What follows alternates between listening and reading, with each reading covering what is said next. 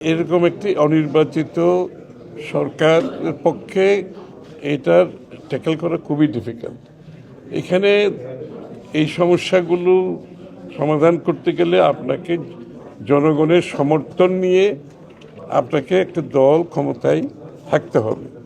জনগণের অর্থাৎ representative character থাকতে হবে এর মধ্যে, অর্থাৎ জনগণের কাছে দায়বদ্ধতা জবাব দিয়ে থাকতে হবে। অর্থাৎ আপনার জনগণ একটা অ্যাডমিনিস্ট্রেশন চলে কীভাবে একটা গণতান্ত্রিক প্রক্রিয়াতে, এটা চলে একটি নির্বাচিত সরকার যখন আসে তার সে জনসমর্থন নিয়ে আসে এবং সেই জনসমর্থন পলিটিক্যাল ওয়েট, পলিটিক্যাল মাইট, পলিটিক্যাল মাসেল দেশ পরিচালনার একটি অংশ। কিন্তু এখানে খালি আইনশৃঙ্খলা বাহিনী আর সরকারি কর্মকর্তারা দেশ চালায় না। দেশ পরিচালনার পেছনে মূল শক্তি হচ্ছে জনসমর্থন পুষ্ট একটি সরকার যখন ক্ষমতায় থাকে। দেশ জুড়ে তোলপাড় ওয়ালটন ফ্রিজ কিনে আপনিও হয়ে যেতে পারেন মিলেনিয়ার। এবং তারা যে সিদ্ধান্তগুলো নিতে পারবে, তারা তাদের দৈনন্দিন জীবনে মানুষের কাছে যে জবাবদিহিতা, তাদের এমপিরা বলেন, তাদের দলীয় নেতাকর্মীরা দৈনন্দিন জীবনে তাদেরকে জবাবদিহিতা করতে হয় এবং তারা জনগণের ফিডব্যাক পাচ্ছে। সুতরাং জনসমর্থন পুষ্ট সরকার ব্যতীত, political weight, political muscle, political সমর্থন ছাড়া আপনি এই সমস্ত সমস্যার সমাধান করা খুবই কঠিন।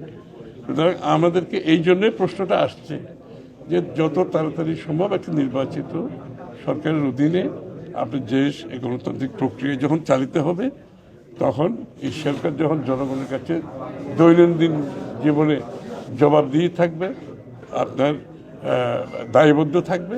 এই জন্যই বিষয়টা কিন্তু নির্বাচনের বিষয়টা বারবার উঠে আসছে এবং এটাকে প্রতিনিয়ত পিছিয়ে দিয়ে আপনার এক একটা দিন যাচ্ছে। তো আপনার কত 7-8 মাস তো হয়ে গেল, এখন কত হলো? 8 মাস চলে যাচ্ছে। বাংলাদেশে কোনো নির্বাচিত সরকার নেই, বাংলাদেশে কোনো প্রতিনিধিরা দেশ চালাচ্ছে না, জনগণের প্রতিনিধিরা দেশ চালাচ্ছে না। এই জনগণের কাছে বর্তমান সরকারের দায়বদ্ধতা বলে সেইভাবে নির্বাচিতভাবে দায়বদ্ধতা যেটা আছে সেটাও তাদের কাছে নাই।